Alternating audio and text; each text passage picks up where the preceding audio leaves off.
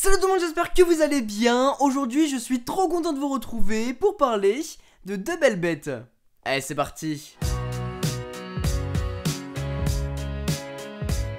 Je vous parlais il y a quelques jours du OnePlus 7T, un smartphone vraiment excellent que j'utilise depuis. Mais entre temps, un nouveau a fait son apparition et voilà, le OnePlus 7T Pro. C'est un smartphone qui n'a pas énormément de différence par rapport au OnePlus 7 Pro d'il y a quelques mois. D'ailleurs, si vous voulez voir ma vidéo dessus, n'hésitez pas à aller la regarder. Mais aujourd'hui, on va voir quelles sont les différences entre le OnePlus 7T et le OnePlus 7T Pro, si jamais vous hésitez entre les deux. C'est je pense dans un premier temps côté design qu'on va avoir le plus de changements. Le OnePlus 7T est plus léger avec ses 190 grammes par rapport aux 213 grammes du 7T Pro. Il est aussi plus fin et plus long de par son écran 29ème que n'a pas son grand frère, mais on va y venir. On aura du coup une bien meilleure prise en main sur le 7T, mais surtout il est bien plus facile à manipuler. Le coloris va aussi être légèrement différent. Là j'ai les deux coloris bleus, mais le 7T existe aussi en gris métal. Et quand on regarde bien au dos, et bah c'est là qu'on pourra surtout différencier les deux smartphones en 5 secondes. Le 7T a un module circulaire, quant au 7T Pro, lui,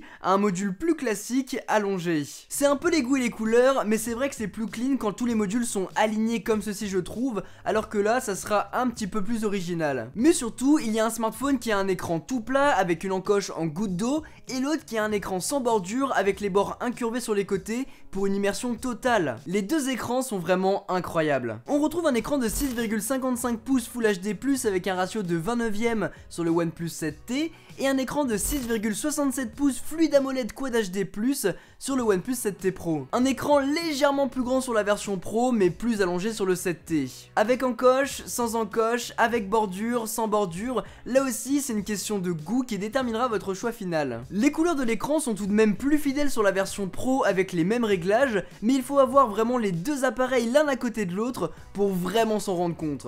Après, les deux écrans sont compatibles HDR+, avec un retour haptique et une meilleure luminosité en plein soleil, sans oublier le 90 Hz que j'adore utiliser.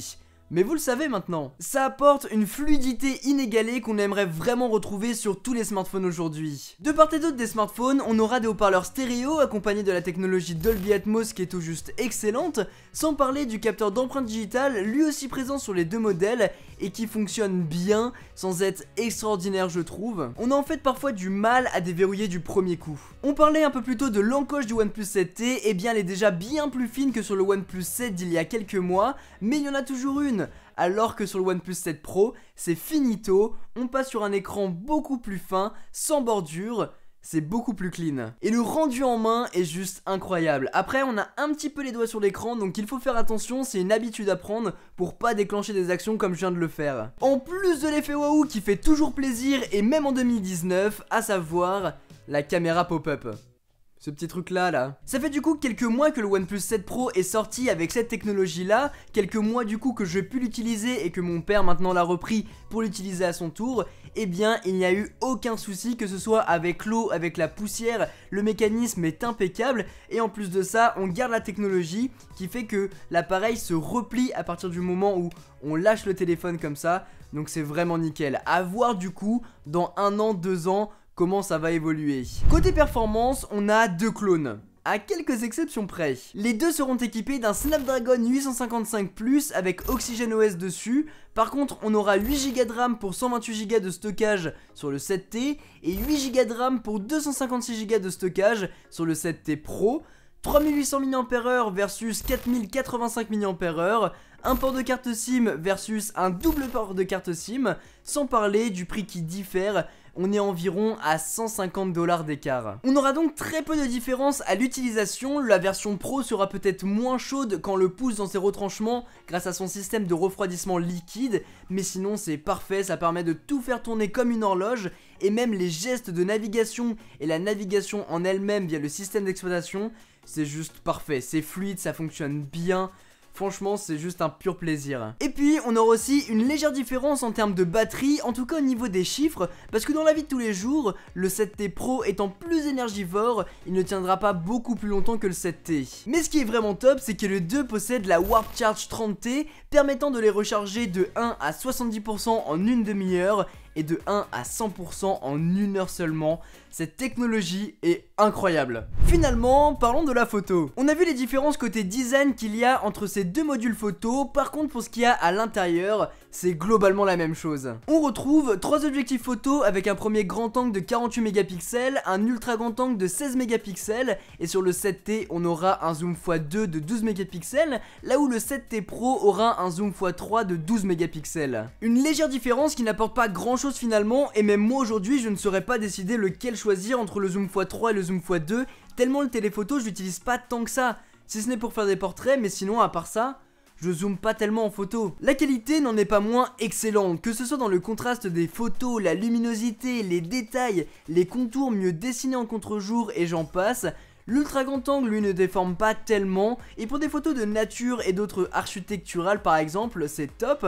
Et on garde le mode macro que je vous ai montré dans ma vidéo sur le OnePlus 7T, pour faire un focus à 2,5 cm de son sujet, ce qui peut donner des rendus hyper intéressants. Côté vidéo, on a de la 4K 60 fps et on peut utiliser le capteur ultra grand angle quand on tourne en 1080p, tout comme le fait qu'on puisse utiliser l'ultra stabilisation qui est complètement folle. J'ai vraiment hâte de voir débarquer ça en 4K. Petite différence aussi au niveau du 7T Pro avec, à côté des capteurs photo, le laser focus permettant une mise au point un petit peu plus rapide, et c'est vrai que c'est un petit peu le défaut des smartphones chez OnePlus, la mise au point est quand même assez lente par rapport à la concurrence. Il faut travailler là-dessus, mais c'est bien que la version Pro puisse l'avoir. Au final, en cette fin d'année 2019, on se retrouve chez OnePlus avec 2 smartphones globalement identiques. Fini les grosses barrières, on reste tout de même sur 2 cibles différentes avec des produits assez similaires. Ils auront chacun des avantages par rapport à l'autre et c'est je pense ces avantages qui détermineront votre choix. Vous voulez plutôt un smartphone fin, léger, avec un écran plus allongé, une prise en main plus confortable, une encoche parce que vous vous en foutez et un prix accessible, et bien tournez-vous vers le OnePlus 7T.